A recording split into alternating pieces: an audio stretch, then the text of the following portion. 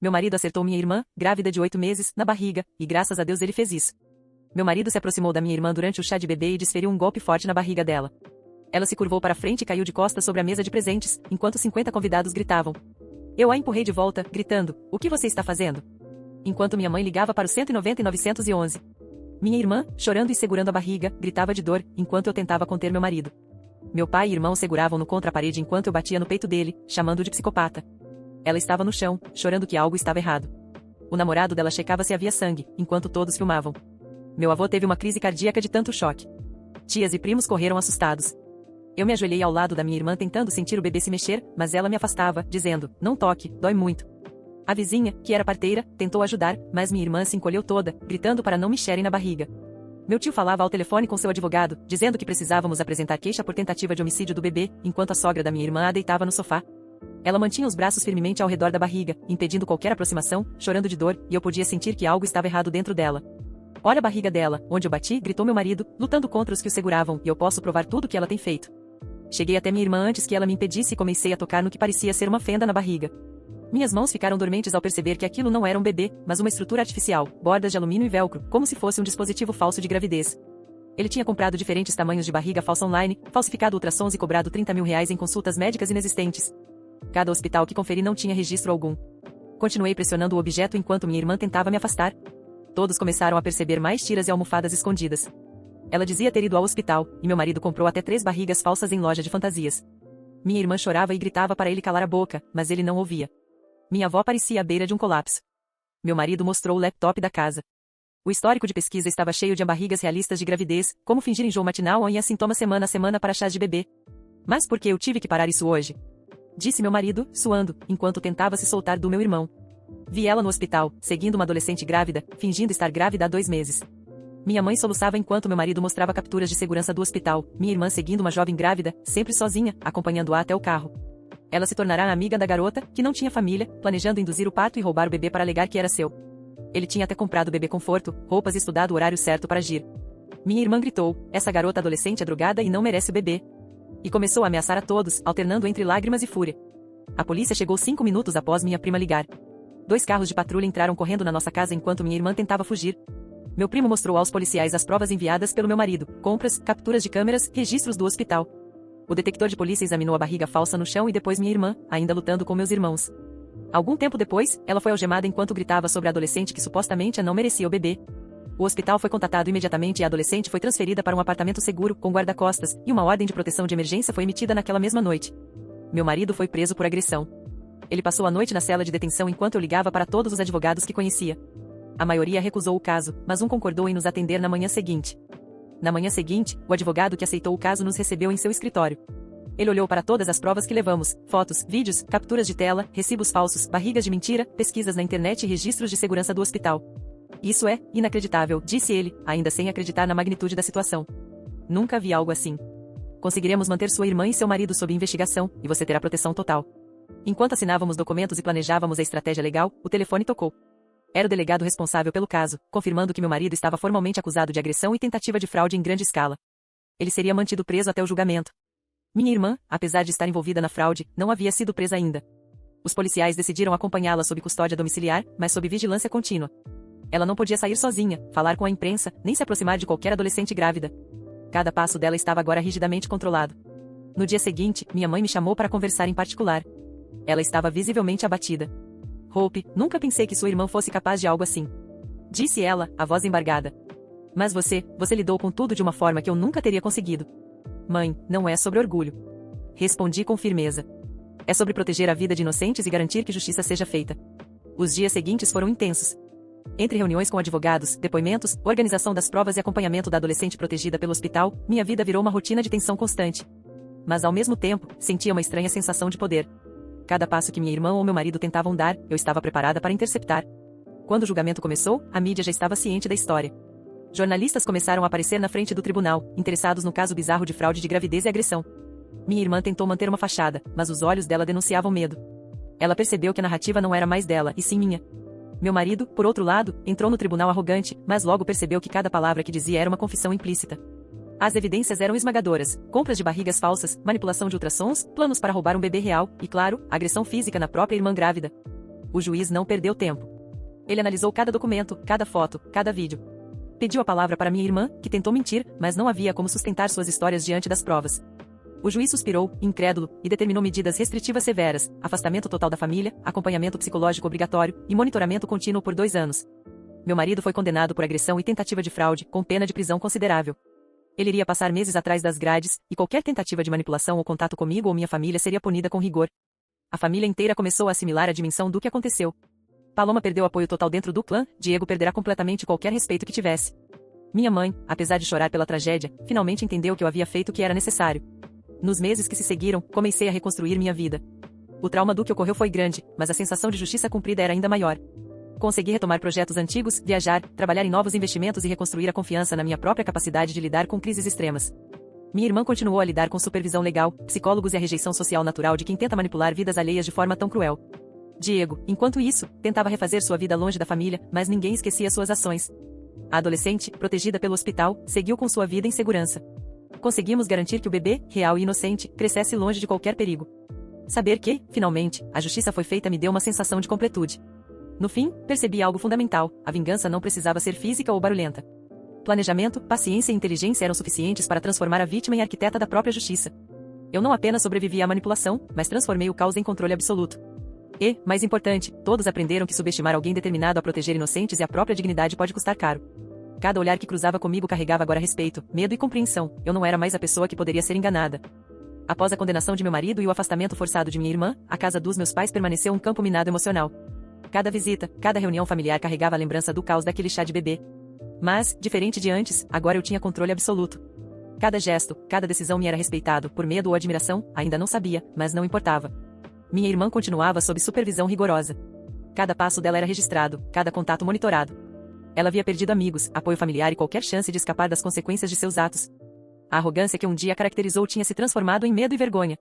Diego, por sua vez, tentava se reerguer longe da família, mas a internet nunca esquece. A história do falso bebê, das barrigas postadas online e da agressão física viralizou. Pessoas comentavam sobre o caso, compartilhando cada detalhe, e ele se tornou, aos olhos públicos, a figura do marido traidor e manipulador. Não havia chance de limpar sua imagem. Enquanto isso, minha vida começou a se expandir de maneiras que eu não imaginava. Projetos antigos foram retomados, e percebi que a força adquirida naquele caos era uma vantagem competitiva. A sensação de poder era intensa, eu sabia que, se quisesse, poderia dominar qualquer situação que antes me deixaria vulnerável. Um dia, recebi uma ligação de um canal de notícias local. Eles queriam fazer uma reportagem sobre a história da gravidez falsa e do plano mirabolante de minha irmã e meu marido. Aceitei, mas impus condições: ninguém poderia me manipular, e tudo deveria mostrar a verdade, sem sensacionalismo exagerado. No dia da gravação, senti novamente o gosto do controle. A repórter começou a me fazer perguntas, mas eu conduzia a narrativa. Cada resposta me era medida, cada detalhe revelado no tempo certo. A história viralizou rapidamente nas redes sociais. Comentários elogiavam minha calma, minha inteligência e a forma como havia protegido o bebê inocente e desmascarado os traidores. Enquanto isso, minha irmã tentava reconstruir sua vida. Ela se mudou para outra cidade, tentando fugir da repercussão, mas a internet não perdoa. Cada compra suspeita de barrigas falsas, cada tentativa de manipulação, estava registrada online. Ela percebeu, tarde demais, que nada poderia apagar a humilhação pública que criou para si mesma. Os meses seguintes foram marcados por uma série de encontros familiares tensos. Minha mãe e meu pai tentavam manter alguma normalidade, mas a memória do episódio ainda pairava sobre todos nós. Eu, no entanto, mantinha minha postura calma, quase impenetrável. Qualquer provocação ou tentativa de confronto era rapidamente neutralizada com palavras firmes e provas documentadas. Em um desses encontros, minha irmã tentou uma provocação sutil, mencionou uma adolescente do bairro que estava grávida, sorrindo maliciosamente. Eu apenas olhei para ela com um leve sorriso frio. Espero que você esteja aprendendo alguma coisa. Disse. Porque manipular vidas alheias tem consequências reais, e você já está vendo as suas. Ela ficou em silêncio. Pela primeira vez em anos, meu silêncio e minha postura diziam mais do que qualquer palavra. Ela entendeu que perderá o controle total sobre a narrativa da família. Ao longo do tempo, fui reconstruindo minha própria vida. Investimentos, projetos profissionais e pessoais, viagens e amizades se consolidaram. A sensação de autonomia e poder não era apenas libertadora, mas transformadora. Cada passo que eu dava fortalecia minha posição, tanto dentro da família quanto socialmente. E, enquanto observava minha irmã lidar com as consequências de seus atos, percebi que a verdadeira vitória não estava apenas na justiça legal, mas na construção de uma reputação sólida, imune a manipulações e traições. Eu tinha me tornado a arquiteta da minha própria história, e ninguém poderia tirar isso de mim. Os meses seguintes se transformaram em uma espécie de prova de resistência psicológica. Minha irmã, agora completamente isolada da família, tentava reconstruir sua vida em outra cidade. Mas a internet nunca esquece. Fotos, prints de compras de barrigas falsas, mensagens planejando o roubo do bebê, tudo viralizado. Qualquer pessoa que a encontrasse nas redes sociais imediatamente sabia quem ela era e o que havia feito. Enquanto isso, minha vida se expandia. Voltei a focar em projetos que antes deixara de lado. Um negócio próprio, viagens longas, workshops e cursos que sempre quis fazer. Cada passo me lembrava do quanto a liberdade e o controle eram poderosos. A sensação de dominar minha própria narrativa era viciante. Um dia, recebi uma mensagem anônima em minhas redes sociais. Ela não desistiu. Vai tentar algo de novo. Meu estômago se contraiu, mas eu respirei fundo. Não havia pressa, não havia pânico, apenas planejamento. Eu já tinha provado que estava sempre um passo à frente. A próxima reunião familiar foi particularmente tensa. Minha mãe ainda tentava manter normalidade, mas meu pai não escondia o nervosismo. Todos sabiam que minha irmã estava tentando reconstruir sua reputação, mas ninguém sabia até que ponto ela ousaria ir. No jantar, ela tentou me provocar diretamente, falando de uma adolescente grávida na cidade onde morava agora, sorrindo com malícia. Eu mantive meu olhar fixo, sem expressão. Espero que esteja aprendendo algo, disse calmamente.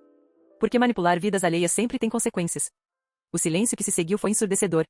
Pela primeira vez, ela percebeu que não tinha mais controle da narrativa. O medo nos olhos dela dizia tudo. Nas semanas seguintes, fiquei de olho discretamente em qualquer movimento dela nas redes sociais e notícias locais. Descobri que ela tentava se aproximar de adolescentes grávidas para ajudar, mas o histórico público de suas ações fez com que ninguém confiasse. Ela se tornará uma espécie de pária social. Enquanto isso, minha vida continuava em ascensão. O negócio que estava retomando começou a dar frutos, e minha rede de contatos crescia. Amigos antigos que haviam me deixado de lado durante o caos voltaram a se aproximar, mas agora com respeito e admiração genuínos. Um dia, enquanto organizava documentos do caso para meu advogado, recebi um telefonema de um canal de mídia local. Queriam fazer uma matéria sobre minha história, detalhando toda a fraude da minha irmã e a agressão do meu marido. Aceitei, mas impondo que toda a narrativa fosse controlada por mim, sem sensacionalismo, apenas os fatos. Durante a gravação, conduzi a entrevista cuidadosamente, revelando cada detalhe no momento certo. A história viralizou imediatamente nas redes sociais. Comentários elogiavam minha calma, inteligência e a forma como havia protegido a adolescente e desmascarado a fraude. Minha irmã, vendo a repercussão, entrou em pânico.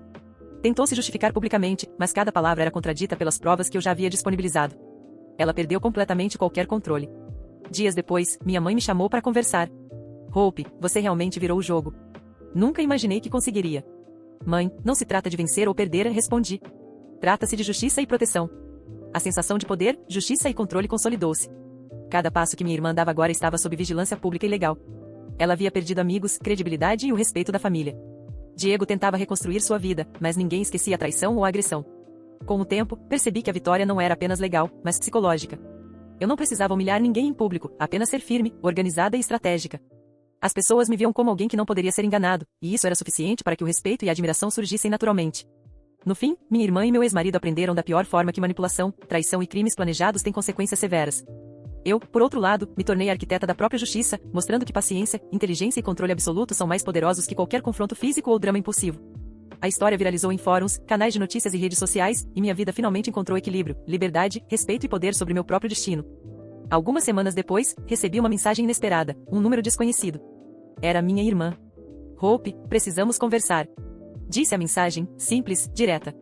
Eu respirei fundo. Ela não podia mais me manipular, mas queria testar os limites. Decidi responder com neutralidade. Fale. Mas deixe claro, não há mais espaço para mentiras. Ela marcou um encontro em um café discreto, aparentemente para explicar seus atos. Quando cheguei, percebi que não era apenas uma tentativa de reconciliação, mas uma provocação. Ela estava visivelmente nervosa, mas manteve seu ar de confiança, tentando jogar culpa em Diego e em mim. Você não entende, começou ela. Eu só queria que todos me amassem, que eu tivesse poder na família. E você achou que enganar uma adolescente grávida e roubar um bebê era o caminho certo? Respondi, cortando-a com firmeza. Você perdeu tudo, Paloma. A liberdade, o respeito, a confiança da família, e acredite, isso não volta. Ela respirou fundo, tentando recuperar a postura, mas vi medo real nos olhos dela. Pela primeira vez, a máscara de a irmã perfeita havia caído. Nesse mesmo período, descobri que minha história viral havia atraído a atenção de um psicólogo especializado em casos de manipulação familiar e fraude extrema. Ele queria me entrevistar para um estudo de caso, documentando passo a passo como alguém vítima de manipulação conseguiu virar o jogo. Aceitei. Durante as sessões, comecei a perceber o quanto toda a experiência me transformará. Eu não era apenas vingada, eu havia evoluído, aprendido a antecipar movimentos de pessoas manipuladoras e a construir redes de segurança ao meu redor. Cada detalhe que antes me afligia, agora era uma ferramenta de poder e controle. Enquanto isso, Paloma tentava desesperadamente reconstruir sua imagem online. Criou perfis falsos, espalhou versões distorcidas da história, mas nada colava. O público já sabia a verdade, os detalhes haviam sido registrados em vídeos, prints e matérias jornalísticas. Qualquer tentativa de defesa soava desesperada e ridícula. Em uma reviravolta inesperada, minha irmã começou a ser perseguida por criminosos virtuais. Pessoas indignadas com seus atos começaram a rastrear informações, expondo tentativas de fraude, compras suspeitas e mensagens manipuladoras. Ela perdeu não apenas o respeito familiar, mas a própria segurança pessoal. Enquanto isso, eu continuei minha vida, trabalhando em novos projetos, reconstruindo minha rotina e investindo na minha liberdade. A sensação de controle absoluto sobre minha narrativa pessoal era quase viciante. Eu podia olhar para trás e perceber que cada ato que planejei nos meses de caos havia valido a pena. E então, veio o momento final, a adolescência protegida, o bebê inocente e a jovem mãe passaram a receber acompanhamento regular, mas seguro, graças às medidas legais e psicológicas que estabelecemos. Sabia que a vida dela seria melhor por minha intervenção, e isso consolidou minha sensação de justiça. Minha irmã, isolada, tentou contato com a família várias vezes, mas foi recebida apenas com silêncio e olhares firmes. Ela havia perdido totalmente o poder que um dia julgou possuir. No fim, percebi que a verdadeira vitória não estava apenas em desmascarar a fraude ou em fazer justiça legalmente. A verdadeira vitória estava em reconstruir minha vida, proteger inocentes e demonstrar que paciência, inteligência e controle absoluto eram mais poderosos do que qualquer ataque impulsivo ou manipulação emocional. E assim, a história viralizou em fóruns e redes sociais, não apenas pelo escândalo, mas pelo poder da vítima que se tornou arquiteta de sua própria justiça. Cada mensagem, cada vídeo, cada detalhe compartilhado reforçava que eu não era mais subestimável, e que quem tentasse enganar, manipular ou controlar minha vida pagaria um preço alto sempre. Nos meses seguintes, minha vida alcançou uma estabilidade que antes parecia impossível. Minha irmã continuava sob supervisão legal e monitoramento psicológico, isolada da família, enquanto meu marido cumpria a pena por agressão e tentativa de fraude. Nenhum deles tinha mais espaço para manipular, enganar ou ameaçar alguém. A adolescente que havia sido protegida recebeu acompanhamento contínuo, garantindo segurança total para ela e para o bebê. Cada passo dela era agora seguro, longe de pessoas mal intencionadas, e isso me trouxe uma sensação de missão cumprida. Minha rotina voltou a ser focada em crescimento pessoal e profissional. Viagens, novos projetos e amizades sólidas reforçaram minha independência. A experiência traumática, que poderia me destruir, se tornou uma ferramenta de aprendizado e poder. Eventualmente, minha irmã tentou contato desesperado para reconstruir sua imagem, mas a família e a sociedade não perdoaram suas ações. A repercussão pública e a exposição completa de suas mentiras e manipulações a mantiveram isolada, e qualquer tentativa de recuperação de status social falhou. Aprendi, de forma definitiva, que vingança não exige violência, planejamento, paciência e inteligência podem transformar uma vítima em protagonista absoluta de sua própria história. Minha vida, reconstruída com controle e liberdade, tornou-se exemplo de força e justiça. No fim, percebi que a verdadeira vitória era a paz e o respeito que conquistei, mostrando que ninguém pode manipular ou roubar minha vida sem enfrentar consequências severas. A história, viral em fóruns e redes sociais, se tornou um alerta sobre traição, fraude e a força da justiça pessoal.